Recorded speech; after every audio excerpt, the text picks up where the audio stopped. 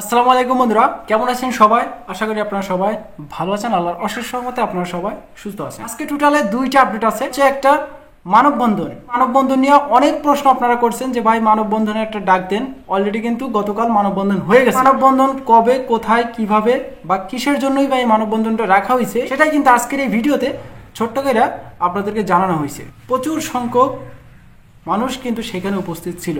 ইউরোপের কয়েকটা দেশের ভিসা অলরেডি কিন্তু বন্ধ হয়ে গেছে, মানে বাংলাদেশ আবারও কিন্তু ব্লক লিস্টের ভিতরে পড়ে গেছে। সেটা দেখার জন্য এই ভিডিওর কমেন্ট বক্সে চলে যান। এই ভিডিওর কমেন্ট বক্সে থাকা প্রথম পিন কমেন্টে লিঙ্কটা দেওয়া আছে। লিঙ্কে ক্লিক করে আপনারা সেই ভিডিওটা দেখে আসেন। ওইখানে টোটালে দুইটা আপডেট তুলে ধরা হয়েছে। একটা হচ্ছে মানববন্ধন, আর একটা হচ্ছে এই যে ভিসা অলরেডি আপনাদেরকে ব্লক লিস্টের ভিতরে ফেলাই দিছে, ভিসা গণহারে রিজেক্ট করতেছে। সেই দুইটা আপডেট নিয়ে আজকের ভিডিওটা আপলোড করা হয়েছে। প্রমাণ সহ দেখে আসেন ভিডিওর লিঙ্কে ক্লিক করে। এই ছিল আজকের ভিডিও। দেখা হচ্ছে নেক্সট একটা ছোটখাটো ইনফরমেশন ভিডিওতে। আল্লাহ হাফেজ।